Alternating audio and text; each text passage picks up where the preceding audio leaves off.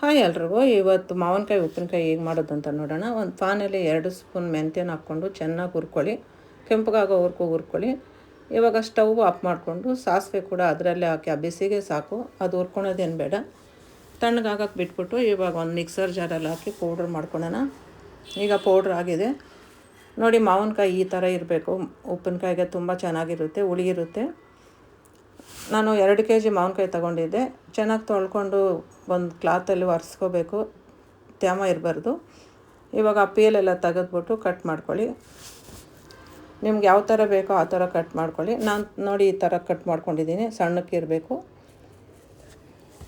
ಈಗ ಕಟ್ ಮಾಡಿದ್ದಾಗಿದೆ. ಈ ಪೀಸ್ಗಳು ಒಂದು ಮೆಜರ್ಮೆಂಟ್ ಮಾಡ್ಕೊಂಡು 4 ಕೊಳಗಾಗಿದೆ ಇದು. ಅದು ಒಂದು 2 ಅವರ್ ಬಿಸಿಲಿಗೆ ಹಾಕಬೇಕು. ಕಲ್ಲುಪ್ಪು ಕೂಡ ನಾನು ಬಿಸಿಲಿಗೆ ಹಾಕ್ಕೊಂಡಿದ್ದೀನಿ. ಇವಾಗ ಇದು AS ಬ್ರ್ಯಾಂಡ್ ಎಳ್ಳೆಣ್ಣೆ. ಇದು ನಾನು ಉಪ್ಪಿನಕಾಯಿಗೆ ಇದೇ ನಾನು ಬಳಸೋದು. ಇವಾಗ ಒಗ್ಗರಣೆ ಮಾಡ್ಕೊಳ್ಳೋಣ. ಒಂದು ಅರ್ಧ ಲೀಟ್ರ್ ಎಣ್ಣೆ ಹಾಕ್ಕೊಂಡಿದ್ದೀನಿ. ಇವಾಗ ಮೆಂತ್ಯ 1 ಸ್ಪೂನ್ ಹಾಕ್ಕೊಳ್ಳಿ. ಸಾಸಿವೆ 1 ಸ್ಪೂನ್ ಹಾಕಿ ಅದು ಚಿಟಪಟ ಅನ್ನೋವರೆಗೂ ಈ ಥರ ಕೆದಕ್ತಾ ಇರಿ. ಇವಾಗ ಒಣಮೆಣ್ಸಿನ್ಕಾಯಿ ಹಾಕ್ಕೊಳ್ಳೋಣ. ಸ್ಟವ್ ಆಫ್ ಮಾಡಿಬಿಟ್ಟು ಇವಾಗ ಹಿಂಗು ಹಾಕ್ಕೊಳ್ಳಿ.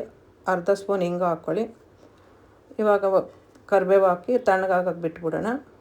ಇವಾಗ ಮಾವಿನಕಾಯಿ ಎತ್ಕೊಬಂದಿದ್ದೀನಿ. ಕಾಲು ಇವಾಗ ಯಾವುದರಲ್ಲಿ ಮೆಜರ್ಮೆಂಟ್ ತೊಗೊಂಡಿದ್ದೀನೋ ಅದರಲ್ಲಿ ಕಾಲಷ್ಟು ಉಪ್ಪು ಹಾಕ್ಕೊಳ್ಳಿ. ಅರ್ಧ ಖಾರದ ಪುಡಿ ಹಾಕ್ಕೊಳ್ಳಿ. ಇವಾಗ ಅರಿಶಿನ 1 ಸ್ಪೂನ್ ಹಾಕ್ಕೊಳ್ಳಿ. ಇದು ಬೆಳ್ಳುಳ್ಳಿನ ಜಜ್ಜಿಬಿಟ್ಟು ಹಾಕ್ಕೊಳ್ಳಿ, 1 ಕಪ್ ಅಷ್ಟು. ಬೆಳ್ಳುಳ್ಳಿ 2 ಗಡ್ಡೆ ಬಿಡಿಸಿ ಹಾಕ್ಕೊಳ್ಳಿ. ಇವಾಗ ಪೌಡ್ರ್ ಮಾಡ್ಕೊಂಡಿದ್ವಲ್ಲ ಮೆಂತ್ಯನು ಸಾಸಿವೆ, ಅದು ಕೂಡ 2 ಸ್ಪೂನ್ ಹಾಕ್ಕೊಳ್ಳಿ. ದಪ್ಪ ಸ್ಪೂನ್ ಎತ್ಕೊಂಡಿದ್ದೀನಿ, ಟೀ ಸ್ಪೂನ್ ಹಾಕ್ಕೊಳ್ಳಿ ನೀವು. ಎಲ್ಲ ಮಿಕ್ಸ್ ಮಾಡಿಕೊಂಡು ಈಗ ಮಿಕ್ಸ್ ಆಗಿದೆ. ಇವಾಗ ಒಗ್ಗರಣೆನ ಇದಕ್ಕೆ ಸೇರಿಸ್ಕೊಳ್ಳೋಣ.